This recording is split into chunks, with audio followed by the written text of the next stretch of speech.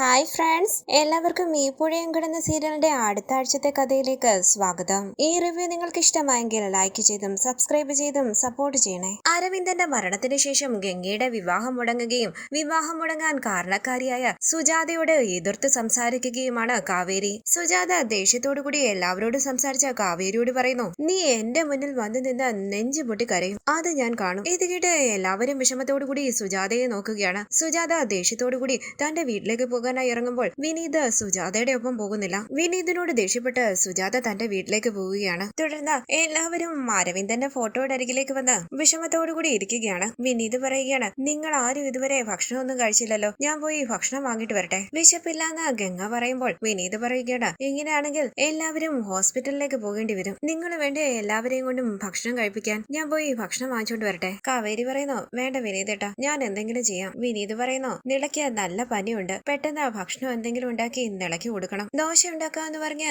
ഗംഗ അടുക്കളയിലേക്ക് പോവുകയാണ്. തുടർന്ന് വിഷമത്തോടുകൂടി ആലോചിച്ച് ഗംഗ ദോശ ഉണ്ടാക്കുകയാണ്. അരികിലേക്ക് വന്ന വിനീത് ഗംഗ എന്ന് വിളിക്കുമ്പോൾ ഗംഗ തിരിഞ്ഞ് വിനീതിനെ നോക്കുകയാണ്. വിനീത് പറയുന്നു, ഋഷിയുടെ വീട്ടുകാർ വേണ്ട എന്ന് പറഞ്ഞതുകൊണ്ട് വിഷമിക്കണ്ട. ഉള്ള വിഷമത്തിന്റെ ഒപ്പം അതും കൂടി ഒരു വലിയ വിഷമമായി മാറിയിരിക്കുകയാണെന്ന് എനിക്കറിയാം. കുറച്ചുനാൾ കഴിയട്ടെ, നല്ലൊരു ചെറുക്കനെ, നിനക്ക് ഇഷ്ടപ്പെടുന്ന രീതിയിലുള്ള ഒരു ചെറുക്കനെ കണ്ടുപിടിക്കാം. നിനക്ക് വേണ്ടി അങ്ങനെ ഒരു ചെറുക്കനെ ഞാൻ കണ്ടെത്തും. ഗംഗ വിഷമത്തോടുകൂടി വിനീതിനെ നോക്കുമ്പോൾ വിനീത് പറയുന്നു, ദോശ കരിയുന്നു. അങ്ങനെ ദോശ ഉണ്ടാക്കാനായി ഗംഗയെ സഹായിക്കുകയാണ് വിനീത്. തുടർന്ന് എല്ലാവർക്കും ഉള്ള പ്ലേറ്റുമായി ഡൈനിങ് ടേബിളിന്റെ അരികിലേക്ക് വരികയാണ് വിനീത്. പിന്നാലെ ദോശയും ചട്നിയും എല്ലാം എടുത്തുകൊണ്ട് പിന്നാലെ വരികയാണ് ഗംഗ.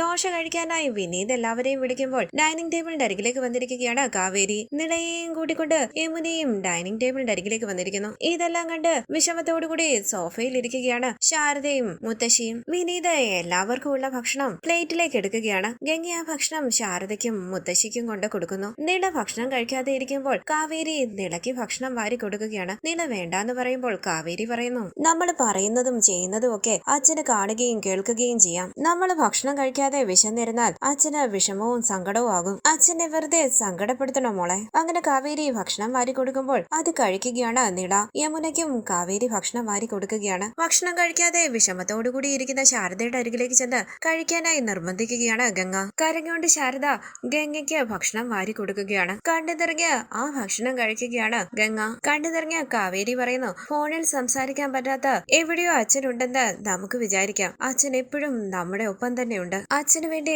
നമ്മൾ എല്ലാവരും ഭക്ഷണം കഴിക്കുകയും മുന്നോട്ട് ജീവിക്കുകയും വേണം. വിനീതിനെ ഒന്ന് ശ്രദ്ധിച്ചിട്ട് ഗംഗ ഭക്ഷണം എടുത്ത് വിനീതിന് കൊടുക്കുകയാണ്. എനിക്കിപ്പോ വേണ്ട ഗംഗയെന്ന് വിനീത് പറയുമ്പോൾ ഗംഗ പറയുന്നു, ഞങ്ങളോടൊപ്പം വിനീതേട്ടനും കൂടിയല്ലേ പട്ടിണി കിടക്കുന്നത്. ഇത് കേട്ട് ഗംഗയുടെ കയ്യിൽ നിന്നും ആ ഭക്ഷണം വാങ്ങുകയാണ് വിനീത്. ശേഷം ഗംഗ ശാരദയുടെ അരികിലേക്ക് ചെന്നിരിക്കുകയും ശാരദ കരഞ്ഞുകൊണ്ട് ഗംഗയ്ക്ക് ഭക്ഷണം വാരി കൊടുക്കുകയുമാണ്. ശേഷം മുത്തശ്ശിയും ശാരദയും കാവേരിയും ഭക്ഷണം കഴിക്കുകയാണ്. തുടർന്ന് കാവേരിക്ക് തോന്നുകയാണ് അരവിന്ദൻ തന്റെ അരികിലേക്ക് വന്ന് സ്നേഹത്തോടുകൂടി സംസാരിക്കുന്നതായി, ചേർത്ത് പിടിക്കുന്നതായി. രാത്രി അരവിന്ദൻ തന്നെ ചേർത്ത് പിടിക്കുന്നതായി സ്വപ്നം കണ്ട് ഞെട്ടി ഉണരുകയാണ് കാവേരി. തുടർന്ന് രാവിലെ നിളയ്ക്ക് കഞ്ഞി കോരി കൊടുക്കുകയാണ് കാവേരി. മരുന്നുമായി ഗംഗ അവിടേക്ക് വരുന്നു. നിളയ്ക്കിപ്പം പനി കുറവുണ്ടോ എന്ന് ചോദിച്ചുകൊണ്ട് മുത്തശ്ശി അവിടേക്ക് വരുമ്പോൾ പിന്നാലെ ശാരദയും അവിടേക്ക് വരികയാണ്. ഈ സമയം ബാങ്കിൽ നിന്നും 2 ഓഫീസേഴ്സ് അരവിന്ദന്റെ വീട്ടിലേക്ക് വരികയാണ്. യമുന ചെന്ന വാതിൽ തുറക്കുമ്പോൾ അവർ അകത്തേക്ക് കയറി വരുന്നു. എല്ലാവരും സംശയത്തോടുകൂടി അവരുടെ അരികിലേക്ക് ചെല്ലുമ്പോൾ ഓഫീസർമാരിൽ ഒരാൾ ചോദിക്കുന്നു, ഇവിടെ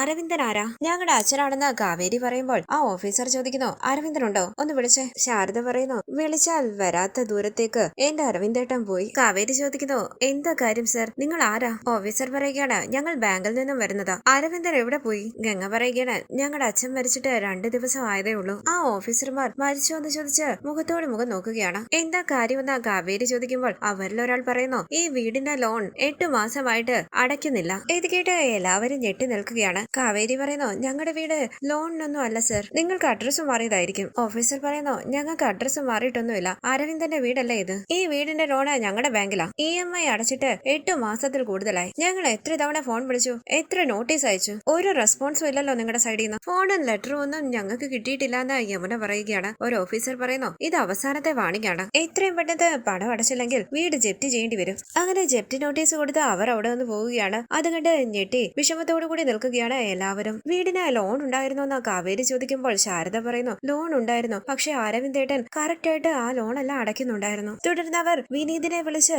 കാര്യം പറയുകയാണ്. മുത്തശ്ശി പറയുന്നു, ജപ്തി എന്ന് പറഞ്ഞ് നമ്മൾ ഇവിടുന്ന് ആർക്കും ഇറക്കി വിടാൻ പറ്റില്ല. ഇത് നമ്മുടെ വീടാ, എന്റെ മകൻ കഷ്ടപ്പെട്ടുണ്ടാക്കിയ വീട്. ഗംഗ പറയുന്നു 8 മാസമായിട്ടല്ലേ ഉള്ളൂ ലോൺ അടയ്ക്കാതിരുന്നിട്ട്, അതിനു മുമ്പുള്ള വർഷങ്ങളിലെല്ലാം കൃത്യമായി ലോൺ അടച്ചിട്ടുണ്ടല്ലോ. വിനീത് പറയുന്നു ഗംഗ പറഞ്ഞത് ശരിയാ, അമ്മായി പേടിക്കണ്ട, അങ്ങനെ ഒന്നും സംഭവിക്കില്ല. ഈ വീട് വാങ്ങിയിട്ട് എത്ര വർഷമായി? ശാരദ പറയുകയാണ് 18, അല്ല യമുന എന്റെ വയറ്റിലുള്ളപ്പോൾ വാങ്ങിയതാ, അപ്പം 19 വർഷമായി. സംശയത്തോടുകൂടി വിനീത് ചോദിക്കുകയാണ് ഇത്രയും വർഷവും ലോൺ അടച്ചിട്ട് ഇപ്പൊ എന്താ അമ്മാവൻ ലോൺ അടയ്ക്കാതിരുന്നത്? മുത്തശ്ശി പറയുന്നു അവൻ പണത്തിന്റെ കാര്യത്തിൽ നല്ല കൃത്യനിഷ്ഠയുള്ളവനാ. 1 രൂപയാണ് ആർക്കെങ്കിലും കൊടുക്കാനുള്ളതെങ്കിലും അതവൻ കൊടുത്തിരിക്കും. അവൻ ആർക്കെങ്കിലും പണം കൊടുക്കാനുണ്ടെങ്കിലേ കാണൂ. ഗംഗ ചോദിക്കുന്നു അച്ഛൻ ഈ ലോണിനെ പറ്റി അമ്മയോട് എന്തെങ്കിലും പറഞ്ഞിട്ടുണ്ടോ? ശാരദ പറയുകയാണ് എന്നോടൊന്നും പറയാറില്ലല്ലോ, എനിക്ക് ഇതിനെ പറ്റി ഒന്നും അറിയില്ല. കാവേരി ചോദിക്കുന്നു അച്ഛന്റെ അക്കൗണ്ട് ഏത് ബാങ്കിലാമ്മേ? ഈ ലോൺ ഉള്ള ബാങ്കിലാണോ? അറിയില്ല എന്ന് ശാരദ പറയുമ്പോൾ കാവേരി ചോദിക്കുകയാണ് അമ്മേ വേറെന്തെങ്കിലും ലോൺ ഉണ്ടോ? അച്ഛൻ ആർക്കെങ്കിലും പണം കൊടുക്കാനുണ്ടോ? അച്ഛൻ അമ്മയുടെ അക്കൗണ്ടിൽ പണം വല്ലതും ഇട്ടിട്ടുണ്ടോ? അമ്മയുടെ പേരിൽ അക്കൗണ്ട് ഉണ്ടോ? ശാരദ പറയുന്നു എപ്പോഴോ എന്റെ പേരിൽ ഒരു അക്കൗണ്ട് തുടങ്ങിയായിരുന്നു. അക്കൗണ്ട് നമ്പർ എത്രയാണെന്ന് കാവേരി ചോദിക്കുമ്പോൾ ശാരദ പറയുകയാണ് അതൊന്നും എനിക്ക് അറിയില്ലടി. ഗംഗ പറയുന്നു ലോൺ എല്ലാം ജയപാലൻ അങ്കിൾ വഴിയാണ് അടയ്ക്കുന്നതെന്ന് എനിക്ക് തോന്നുന്നത്. ജയപാലൻ അങ്കിളിനോട് ചോദിച്ചാൽ കാര്യം അറിയാൻ പറ്റും. ജയപാലൻ അങ്കിളിനെ വിളിക്കാനായി വിനീത് പറയുമ്പോൾ കാവേരി ജയപാലന്റെ ഫോണിലേക്ക് വിളിക്കുകയാണ്. ജയപാലൻ കാര്യം അന്വേഷിക്കുമ്പോൾ ജപ്തി നോട്ടീസുമായി ബാങ്കിൽ നിന്നും ഓഫീസർമാർ വന്നതും ലോൺ അടയ്ക്കാനുണ്ടോന്നും ഒക്കെ കാവേരി ചോദിക്കുകയാണ്. ലോൺ ഉണ്ടെന്ന് ജയപാലൻ പറയുമ്പോൾ കാവേരി ചോദിക്കുന്നു ജയപാലൻ അങ്കിള് ഇവിടം വരെ വരുമോ? ഞാനിപ്പം അവിടെ ഇല്ല, 2 ദിവസം കഴിഞ്ഞേ വരത്തുള്ളെന്ന് ജയപാലൻ പറയുകയാണ്. തുടർന്ന് ജയപാലന്റെ അരികിലേക്ക് വന്ന പ്രവീണ ശാരദ ഫോണിൽ സംസാരിച്ച കാര്യം പറയുകയാണ്. ബാങ്കിൽ നിന്നും ആൾക്കാർ വന്നതും ജപ്തിയുടെ കാര്യമല്ല. ജയപാലൻ പറയുന്നു കാവേരി എന്നെ വിളിച്ചു പറഞ്ഞായിരുന്നു, ഞാൻ അവരെ അവിടെ ചെന്ന് കണ്ടില്ല, ഞാനിപ്പം ഇവിടെ ഇല്ലാന്നാ പറഞ്ഞിരിക്കുന്നത്. അരവിന്ദന്റെ കയ്യിൽ അധികം പണമൊന്നും ഇല്ലായിരുന്നു, കടവും ബാധ്യതകളും ഒക്കെ ഒത്തിരി ഉണ്ടെന്നൊക്കെ ജയപാലൻ പറയുമ്പോൾ അവിടേക്ക് വന്ന വിശാല അവരെ ശ്രദ്ധിക്കുകയാണ്. ഈ സമയം യമുന വിശാലിന്റെ ഫോണിലേക്ക് വിളിക്കുകയാണ്. വിശാൽ ഫോൺ അറ്റൻഡ് ചെയ്ത് കുറച്ച് അങ്ങോട്ടേക്ക് മാറി നിന്ന് സംസാരിക്കുന്നു. ഈ സമയം ജയപാലന്റെ സംസാരം കേൾക്കുകയാണ് യമുന. അച്ഛൻ വീട്ടിലുണ്ടോ എന്ന് യമുന ചോദിക്കുമ്പോൾ അച്ഛൻ ഇവിടെ ഉണ്ടെന്ന് വിശാൽ പറയുകയാണ്. വീട്ടിലില്ല എന്ന് ജയപാലൻ പറഞ്ഞത് കള്ളമായിരുന്നുവെന്ന് യമുന തിരിച്ചറിയുന്നു. തുടർന്ന് ജയപാലൻ കണക്കുകൾ നോക്കുമ്പോൾ അരികിലേക്ക് വന്ന പ്രവീണ കാര്യം അന്വേഷിക്കുകയാണ്. ആ പേപ്പറുകൾ വാങ്ങിച്ചു നോക്കാനായി തുടങ്ങുമ്പോൾ ദേഷ്യത്തോടുകൂടി പ്രവീണയുടെ കയ്യിലേക്ക് ആ പേപ്പർ കൊടുക്കാതെ പുറത്തേക്ക് കൊണ്ടുപോയി കത്തിച്ചു കളയുകയാണ് ജയപാലൻ. പ്രവീണ സംശയത്തോടുകൂടി നിൽക്കുന്നു. തുടർന്ന് കാവേരിയും ഗംഗയും ശാരദയും ഹോളിലിരിക്കുമ്പോൾ അവരുടെ അരികിലേക്ക് വന്നിരിക്കുകയാണ് യമുന. കോളേജിലെ ലീവിന്റെ കാര്യം പറയാനായി ഞാൻ വിശാലിനെ വിളിച്ചിരുന്നു, അപ്പോൾ ജയപാലൻ അങ്കിൾ വീട്ടിലുണ്ടായിരുന്നു എന്ന് യമുന പറയുകയാണ്. ഇത് കേട്ട് ശാരദ വിശ്വസിക്കുന്നില്ല. യമുന പറയുന്നു ഞാൻ പറഞ്ഞത് സത്യമാ, ഞാൻ വിശാലിനോട് ചോദിക്കുകയും ചെയ്തു, അച്ഛൻ വീട്ടിലുണ്ടെന്നാ വിശാല് പറഞ്ഞത്. ശാരദ ജയപാലനെ ന്യായീകരിച്ച് സംസാരിക്കുകയാണ്. യമുന ചോദിക്കുന്നു അച്ഛൻ എന്താ എവിടാ പോയത്? ഗംഗ പറയുന്നു ജയപാലനെ കാണാനായി പോയതാ. അത് ഗംഗേച്ചിക്ക് എങ്ങനെ അറിയാമെന്ന് കാവേരി ചോദിക്കുമ്പോൾ ഗംഗ പറയുകയാണ് അന്ന് നീ വീട്ടിൽ ലേറ്റായി വന്നതിന് അമ്മ നിന്നെ ഒരുപാട് വഴക്ക് പറഞ്ഞു. അച്ഛൻ സമാധാനിപ്പിച്ചതിന് ശേഷം ജയപാലനെ കണ്ടിട്ട് വരാമെന്ന് പറഞ്ഞാ പോയത്. കാവേരി പറയുന്നു അച്ഛൻ മരിച്ചതിന് ശേഷം ജയപാലൻ അങ്കിളിന് ചില മാറ്റങ്ങളൊക്കെ ഉണ്ട്. ഇനി അങ്കിള് നമ്മളിൽ നിന്ന് എന്തെങ്കിലും മറക്കുന്നുണ്ടോ? അച്ഛനെ പറ്റി നമുക്കറിയാത്തത് എന്തെങ്കിലും അങ്കിളിന് അറിയുമോ? അങ്ങനെ കാവേരി ജയപാലനെ സംശയിക്കുകയാണ്. തുടർന്ന്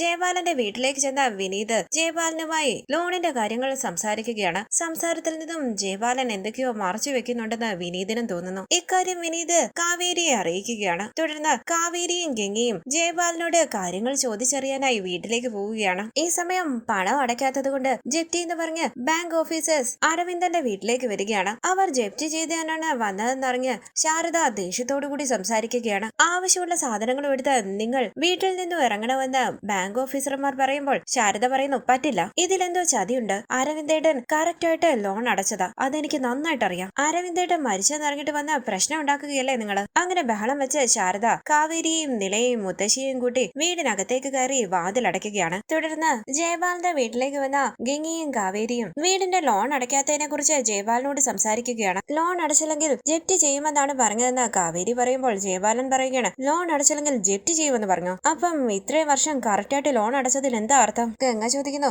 അവസാനത്തെ 8 മാസം അച്ഛൻ കറക്റ്റായിട്ട് ലോൺ അടച്ചിട്ടില്ലേ ജയപാലങ്ങള്? അങ്കിളിന് അതിനെ കുറിച്ച് അറിയാമോ? കാവേരി പറയുകയാണ് അമ്മയോട് എന്ത് ചോദിച്ചാലും അറിയില്ല എന്നാ പറയുന്നത്. ജയപാലൻ അങ്കിൾ അല്ലായിരുന്നോ ബാങ്ക് ലോൺ ഒക്കെ അടച്ചിരുന്നത്? ജയപാലൻ പറയുന്നു കുറച്ചു നാളായിട്ട് അച്ഛന് ജോലിയിൽ പ്രശ്നം ഉണ്ടായിരുന്നു, കൃത്യമായി ശമ്പളം കിട്ടുന്നില്ലായിരുന്നു, പണം അയച്ചു തന്നാലല്ലേ ലോൺ അടയ്ക്കാൻ പറ്റൂ. കാവേരി ചോദിക്കുന്നു അച്ഛൻ എന്താ ഈ കാര്യം ഞങ്ങളോട് പറയാഞ്ഞത്? ജയപാലൻ പറയുകയാണ് സന്തോഷം മാത്രമല്ലേ അരവിന്ദൻ നിങ്ങൾക്ക് തന്നിട്ടുള്ളൂ, ദുഃഖവും സങ്കടവും ഒക്കെ എന്നോടേ പറയുകയുള്ളായിരുന്നു അരവിന്ദൻ. നിങ്ങൾ വിഷമിക്കണ്ട, ഞാനില്ലേ നിങ്ങളുടെ ഒപ്പം, നമുക്ക് ബാങ്ക് ലോൺ ഒക്കെ അടയ്ക്കാം, ഞാൻ ബാങ്കുകാരുമായിട്ട് സംസാരിക്കട്ടെ. ഈ സമയം കരഞ്ഞുകൊണ്ട് ഗംഗയുടെ ഫോണിലേക്ക് വിളിച്ച യമുന ജപ്തി ചെയ്യാനായി ബാങ്കുകാർ വന്ന കാര്യം പറയുകയാണ്. എല്ലാം കേട്ട് ടെൻഷനോടുകൂടി ജപ്തി ചെയ്യാനായി രഹസ്യമായി വീട്ടിൽ ബാങ്കുകാർ വന്ന കാര്യം കാവേരിയോടും ജയപാലിനോടും പ്രവീണിയോടും പറയുകയാണ് ഗംഗ. പ്രവീണ ചോദിക്കുന്നു, ഇത്ര പെട്ടെന്ന് ജപ്തിയോ? വല്ലാത്ത കഷ്ടമാണല്ലോ. ഗംഗ ചോദിക്കണ, ജയപാലനങ്ങൾ ഞങ്ങൾ എന്താ ചെയ്യുക?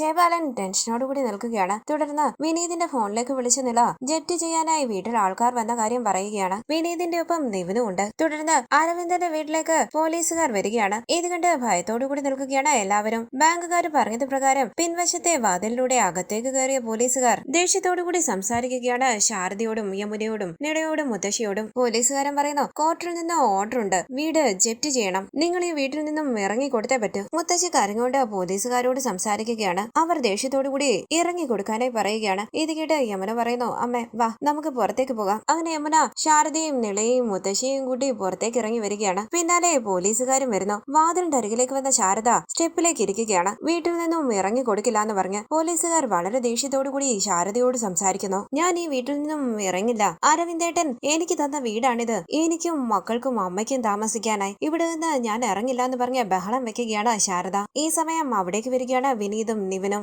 വിനീതിന്റെ അരികിലേക്ക് ചെന്ന് കരഞ്ഞുകൊണ്ട് സംസാരിക്കുകയാണ് നിള.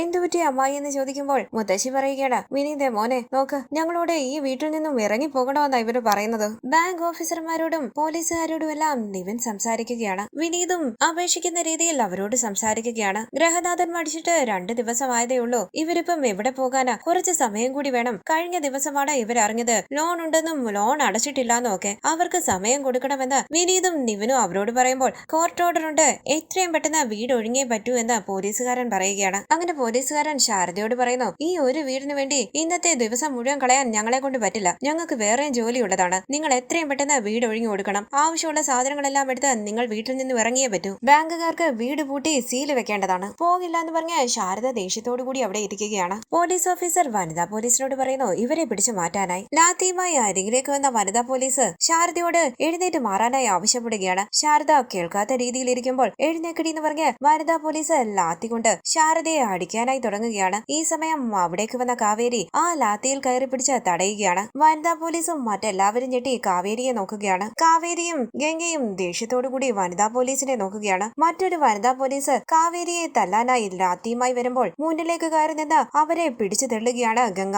ഞങ്ങളുടെ അമ്മയെ തൊട്ടുപോകരുതെന്ന് പറഞ്ഞ് കാവേരിയും ഗംഗയും ബഹളം വെക്കുമ്പോൾ മണ്ണെണ്ണയുമായി അവിടേക്ക് വന്ന ശാരദ തന്റെ ദേഹത്തേക്ക് മണ്ണെണ്ണ ഒഴിക്കുകയാണ്. എല്ലാവരും ഞെട്ടി ശാരദയെ നോക്കുകയാണ്. അയ്യോ അമ്മയെന്ന് വിളിച്ച് ഉറക്ക കരയുകയാണ് കാവേരിയും ഗംഗയും യമുനയും നിളയും. മുത്തശ്ശിയും പൊട്ടിക്കരഞ്ഞ് ശാരദയെ വിളിക്കുകയാണ്. അമ്മായി എന്ന് വിളിച്ച് തടയാനായി ശ്രമിക്കുകയാണ് വിനീതും നിവിനും. ബാങ്കുകാരും പോലീസുകാരും എല്ലാം ടെൻഷനോടുകൂടി നിൽക്കുന്നു. ലൈറ്റർ എടുത്തു കാണിച്ചുകൊണ്ട് ശാരദ പറയുന്നു, ശാരദയും മണ്ണിൽ നിന്ന് ഇറങ്ങില്ല എന്ന് തീരുമാനിച്ചുറപ്പിച്ചതാ. ഇറങ്ങണമെന്ന് നിങ്ങൾക്ക് നിർബന്ധമാണെങ്കിൽ അത് ശാരദയുടെ ശവമായിരിക്കും. അങ്ങനെ ശാരദ രണ്ടും കൽപ്പിച്ച് നിൽക്കുമ്പോൾ പോലീസുകാരും മറ്റെല്ലാവരും ശാരദയെ രക്ഷിക്കാനായി ശ്രമിക്കുകയാണ്. അടുക്കരുതെന്ന് പറഞ്ഞ് പിന്നോട്ടേക്ക് മാറുകയാണ് ശാരദ. ജയപാലന്റെ കൊടുംചതി ശാരദയും മക്കളും തിരിച്ചറിയുമോ? അരവിന്ദൻ ഗൾഫിൽ കിടന്ന് കഷ്ടപ്പെട്ടുണ്ടാക്കിയ പണം വീടിന്റെ ലോൺ അടയ്ക്കുന്നതിനായി മാസം കൃത്യമായി അയച്ചു കൊടുത്തിരുന്നു. ആ പണം ജയപാലൻ അരവിന്ദനെ ചതിച്ച് സ്വന്തമാക്കിയിരിക്കുകയാണ്. ഇപ്പോൾ അരവിന്ദന്റെ കുടുംബം പെരുവഴിയിലേക്ക് ഇറങ്ങേണ്ട അവസ്ഥയിലാണ്. ജയപാലൻ നല്ലവനായി കൂടെ നിന്ന് ശാരദയും മക്കളെയും കൈയൊഴിയുകയാണ്. വരാനിരിക്കുന്ന എപ്പിസോഡ് വിശേഷങ്ങളുമായി വീണ്ടും കാണാം. Thank you for watching. Please subscribe, like and share my channel.